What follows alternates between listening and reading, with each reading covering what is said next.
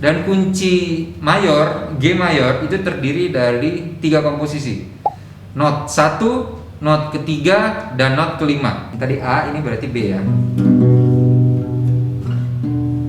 Kan artinya gini, gak mungkin kan kita mainnya gini.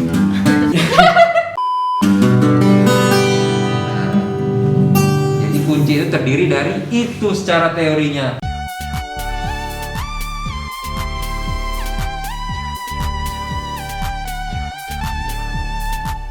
Misalnya gini.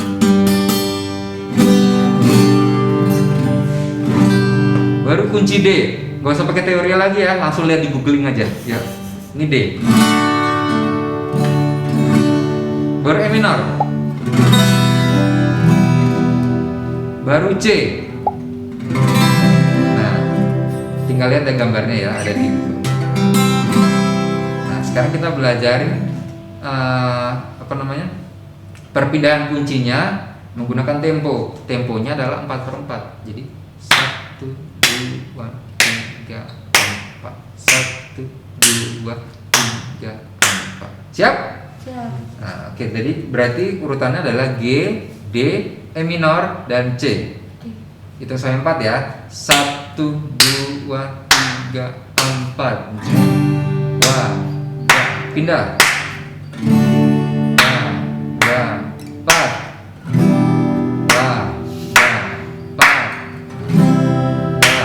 Sekali lagi.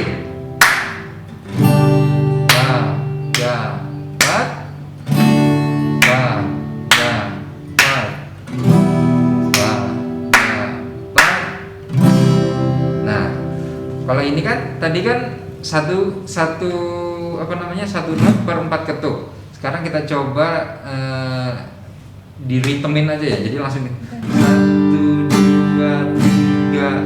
Jadi setiap setiap ketuk kita genjreng. Oke? Terserah mau atas bawah atau bawah bawah, atas atas atau samping, terserah ya. Oke? Jadi ya 4 ketuk ya. 1, 2, 3. 1, 2, 3, 4.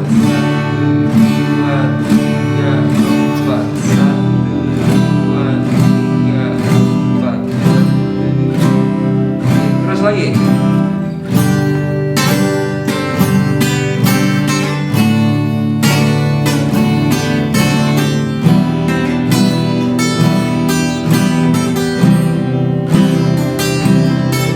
Sekali lagi.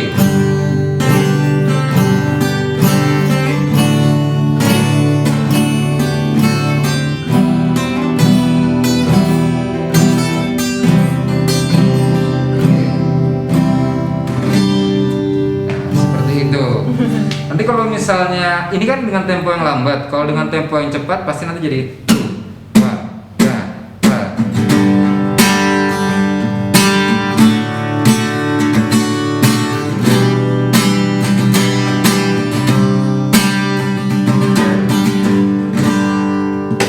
seperti itu. Oke. By the way Kak, dari kapan Kakak belajar gitar? Bisa. Ya, jadi dulu belajar gitarnya karena nggak sengaja sih sebenarnya. Waktu itu masih SMP kelas 1, kebetulan lihat pertama kelas 6 SD dulu. Jadi kelas 6 SD waktu itu lihat ada yang main gitar. Kalau kita main gitar kok guru kok suka gitu loh. Jadi diajak main terus ngejam. Waktu itu aku ngeliat, jadi kok jago banget ya. Seperti itu. Baru SMP. Nah, di waktu SMP itu baru belajar. Jadi belajarnya di gereja dari teman. Waktu itu belajarnya dengan lagu rohani juga. Jadi sebenarnya ya dengan lagu rohani juga kita bisa belajar untuk main musik dan bisa memuliakan Tuhan seperti itu. Iya. Terus kita Lanjut aja. Apa lagi nih? Saya nggak tahu. Nggak tahu. Coba dapat dulu aja. kira-kira ada berapa lagi? Kira-kira ada. Ya paling sebenarnya kan belajar chord aja kan dulu kan yang tadi. Iya. Ya sebenarnya tadi tuh udah cukup sih. Sama genjrengnya kali Iya, genjreng cara apa? genjrengnya. Awal-awal. Nah, tarik lagi.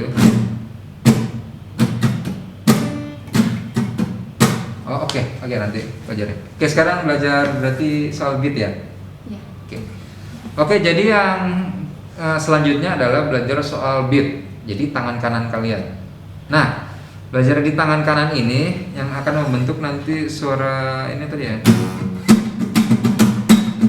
Nah, tangan kanan ini sebenarnya mengikuti suara drum.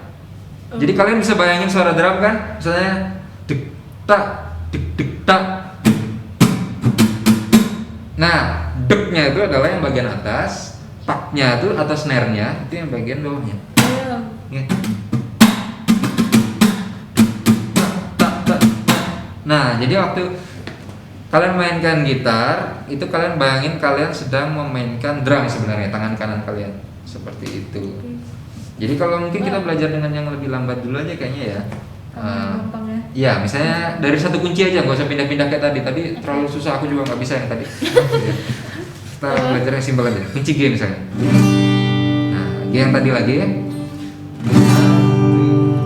Nah, temponya adalah tak, tak, tak, tak, tak,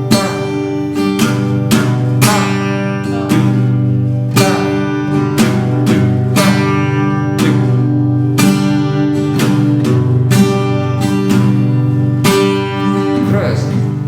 terus. Nah, kalian harus melatih ini sampai tangan kanan kalian itu nyaman. Sama seperti tangan kiri kalian tadi waktu pemanasan, harus sampai nyaman dulu. Kalau belum nyaman, kan nggak enak ya kalau belum nyaman ya. Harus nyaman dulu tangan kanannya, tangan kirinya. Jadi kalian sudah tidak begitu pusing soal.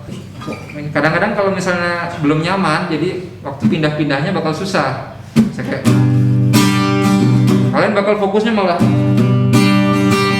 Nah, kan fokusnya ngeliatin tangan kanannya terus atau ke tangan kirinya terus. Padahal yang paling penting adalah muscle memory atau keingatan tangan kalian waktu main kunci itu. Jadi ya intinya itu ya muscle memory itu yang harus dilatih adalah muscle memorinya sampai tangan kanannya nggak sakit, tangan kirinya nggak sakit.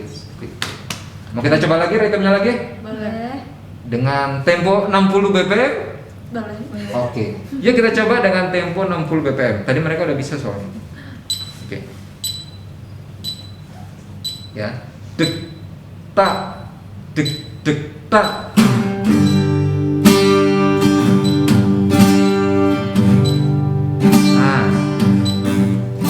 Nah,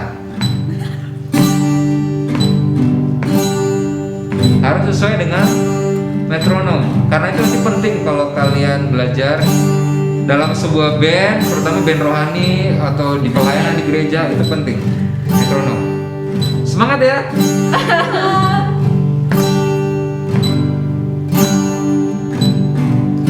Oke. Bagus. Mereka udah bagus-bagus sih, langsung pelayanan aja yuk. Ya, oke, semacam itu. Oke. Yeay. Ya, jadi kalian sudah bisa belajar untuk ritme, belajar untuk kunci, dan kalian punya pemanasan seperti itu. Nah, tadi kita udah belajar banyak hal ya tentunya. Dan mau nanya nih, Karate itu gitar tuh cuman buat hobi atau pekerjaan atau gimana? Hobi aja mungkin atau? Kalau untuk gitar ini sebenarnya awalnya hobi, tapi karena asik ya, maksudnya main musik, maksudnya asik buat dipelajarin dan juga untuk melatih banyak hal sih saya belajar. Nggak cuma gitar ya, mau instrumen apapun, mau bidang apapun, kalau misalnya kita tekuni, kita serius itu asik. Prosesnya susah. Prosesnya susah, betul nggak sih? Betul. Prosesnya susah, tapi waktu kalian sudah sampai di level 5-6 kali, wah, accomplish, saya berhasil ngelakuin sesuatu. Nah, di situ asiknya. Jadi waktu belajar, misalnya kayak di gitar, kayak belajar teknik baru, kok asik.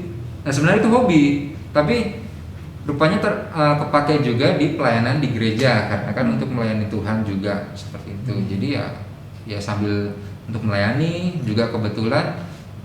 Puji Tuhannya berapa tahun yang lalu tiba-tiba dapat tawaran untuk bekerja di ini Kita Guitar Shop di awalnya masih karyawan, tiba-tiba ya itulah sekarang malah saya ada di YouTube kan jadi jadi kaget gitu loh, maksudnya nggak terbiasa ya. Itulah apa yang kita nggak pikirin, apa nggak kita apa sih doakan ya, dan ya Tuhan kasih semuanya kita seperti itu. Dan nggak cuma hobi pekerjaan, bahkan melayani juga ya. Ya, ya. Terutama untuk melayani ya pemain gitar ataupun instrumen apapun. Kalau kita main gitar ini, walaupun kita lihat ini cuma main gitar, tapi harus kita fokuskan main gitar ini kepada Tuhan. Maksudnya intinya kadang gini, ini saya sedikit singgung soal kayak pelayanan gitu-gitu ya. Kadang kita main di gereja untuk melayani, kadang kita effortnya setengah-setengah kadang. Ada juga mungkin dia udah jago, tapi dia nggak humble, itu juga nggak bisa. Jadi kalian harus benar-benar belajar apapun lah itu, pekerjaan dan pelayanan, belajar segiat mungkin, tapi juga kalian harus humble, terutama dalam melayani, karena ya tahu sendiri lah ya, kalau main tiba-tiba gitarnya paling kenceng sendiri kan kayak untuk kita nyanyi tiba-tiba itu kan nggak mungkin kan di dalam pelayanan seperti itu. Jadi ya itu kalian harus dengan kita punya attitude yang bagus, kita akan ya melayani juga jadi berkat, dan juga apa sih namanya, nama Tuhan dipermuliakan dan kita dapat berkat juga gitu.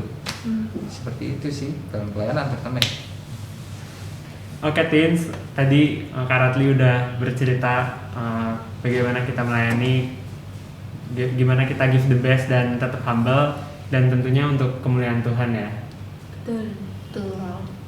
Oke, jadi segitu aja Teens buat hari ini. Jangan lupa like dan subscribe kalau misalkan suka konten hari ini, dan juga komen kalau misalnya ada yang mau ditanyain atau mau cerita tentang pelayanan kalian, atau misalnya main gitar gimana gitu, boleh tulis di komen.